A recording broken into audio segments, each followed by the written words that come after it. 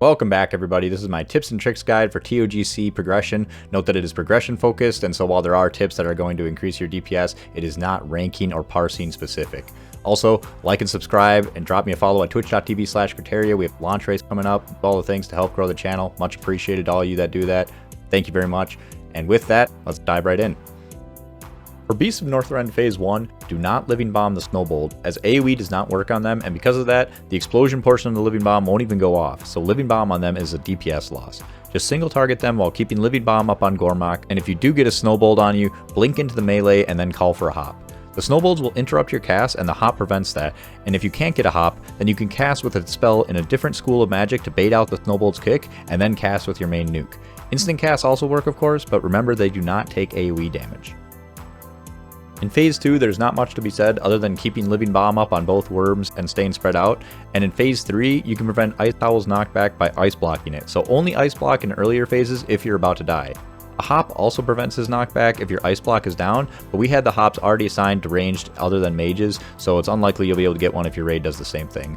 Also, save CDs for when he crashes into the wall for extra damage. For Jaraxxus, be sure to have some kind of spell steal weak aura that tells you when a mob has abilities that you can spell steal, so that you know when to spell steal his buff, which is massive for our damage. With 2 mages, it's ideal that you each spell steal 5 times and get 5 stacks each for optimal gains to raid DPS, and with more than 2 mages, just have all the mages spell steal it off as fast as possible.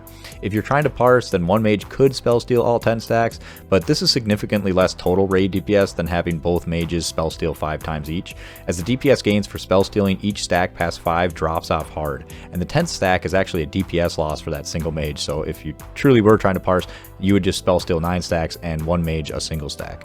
And the reason for this is because the buff only lasts 30 seconds, so you want to spell steal it ASAP and start using it. Also, huge shoutouts to Hater aka Ichigami for this great work, and the sheet is linked in the video description if you want to look at it some more. Save cooldowns to be used after spell stealing your stacks, but keep in mind your raid's kill time. For us, Jaraxxus dies in a little over 2 minutes, so I was saving my 2-minute CDs until the 3rd time we spell stole the buff to combine those 2-minute CDs with the buff and also execute range. It goes without saying, but also tell everyone else to not dispel these buffs, as it's a huge DPS loss if they do. Also, multi-dot the Mistresses and the Infernals for extra DPS, but don't Living Bomb the Portal or Volcano, as they'll likely die before the Living Bomb explodes, so just single target those. Lastly, the Mistresses are a real pain, as they'll randomly target members with a kiss, which when it lands on you, it will interrupt your next spell cast and lock you out of that school. So focus up and watch for that kiss coming towards you, and if you see it traveling towards you, stop your cast, wait for it to land, and then bait out the interrupt with a Frostbolt cast. You need to use a Frostbolt to bait out the interrupt, because if you use an Arcane Blast to bait it out, then you'll lock yourself out of being able to spell steal, which is bad if he puts up the buff while you're locked out. Also, I know that there are weak auras that warn you when you have the kiss debuff and to stop casting, and I was using them on the PTR, but I found that it was too late by then if you waited for that kiss debuff to be on you and get the warning from the weak aura, and so what I found was best is just looking for the actual kiss coming towards your character and stopping cast once you see that. On faction champions, I highly recommend one of the weak auras in my description if you're using Plater, as it'll make it easier for you to identify the different classes in the encounter. And if not using Plater, then there's another weak aura in there that adds a class icon so that you can differentiate the classes that way. Also note that I'll add more weak auras to the video description as I find them. Next, I recommend Arcane for this fight if you aren't going for a speed kill, as Arcane gives you slow to put on enemies, 36-yard range poly, single target burst to kill the healers quick, an instant cast poly through presence of mind, and also a number of survivability talents. The strat here is to stay to the outside of the pack, which should be in the center, and if the enemy swaps to you, be ready to kite with Nova, Cone of Cold, Blink, Rocket Boots, and Ice Block also if you have to. Really, we should never die outside of the Hunter swapping to us and bursting us down in less than a second. For our strat, we rotated between Fear and Polymorph on targets, so focus your sheep target and keep them sheeped until they're immune, and then once they are, swap to your other poly target. Be sure to keep slow up on whatever target you have it assigned to, and I recommend the Rogue for this. The Hunter is another good choice, but the Hunter should be CC'd through Poly and Fear. Also, get the Polymorph glyph, or it's unlikely your Polymorph will stick, and if your Polymorph target is in the center, don't bother sheeping them because it will just get broken by surrounding AoE. Just sheep something else. Also, since you'll likely have your sheep target as your focus, this means you can't use the OP focus counterspell macro. So instead, I recommend having a mouse over counterspell macro to be able to interrupt heals and casts throughout the fight. That said, if you don't have a focus target, I highly recommend the following macro as it's very OP.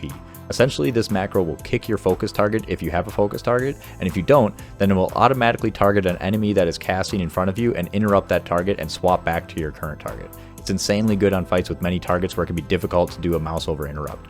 However, for it to work, you must not have a focus target, and they also must be in front of you. For twin Valks, you can ice block the vortex of the opposite color to help your healers out, and outside of that, just listen to raid calls and be ready to swap targets and colors as needed depending on your raid leader's strats. Use 2-minute and shorter CDs off the bat, and then save your second use of 2-minute CDs for getting Empowered Darkness, which is a huge damage buff. That said, getting Empowered Darkness isn't always a guarantee, so if the fight only has 20 seconds left, be sure to use your cooldowns. Also, as fire, you can utilize your instant cast to hop outside of the stack and grab balls passing by that weren't going to hit your group, helping ensure you get Empowered Darkness while not incurring a DPS loss. Also, if you are arcane, I highly recommend Incanter's Absorption for this fight as the light damage is considered fire, so you can spam Fire Ward to proc IA and Frost Warding the entire time that you have the Dark debuff. For Anub'arak, I highly recommend Fire TTW as we can actually increase our single target DPS on him while also still doing great DPS to the adds. The reason for this is due to funneling. This table here demonstrates our single target DPS gain based on the number of targets in the fight and how many of them we are living bombing, and huge shoutouts to C-Shen for their work on this. So it has the number of targets along the columns and the number of targets that we are living bombing along the rows, with 1 and 1 being a baseline of 0 because that's our main rotation. So the numbers are the single target DPS gain towards our main single target based on the number of targets and how many of the targets that we're living bombing. And these single target DPS gains come from living bomb explosion on our main target and the increases in hot streak procs that we're going to gain from all the living bomb explosions. This is why you get a DPS increase with more targets even if you're still only putting living bomb on your main target. You can see that at 5 targets and beyond, we see a huge increase to our single target DPS, with at 5 targets us getting an increase of around 430 DPS to our main target, while also still doing decent damage to the other targets through living bomb dot damage and the living bomb explosions. Thus, the strat on Anub'arak is to living bomb the adds as they come in and focus single target into Anub'arak.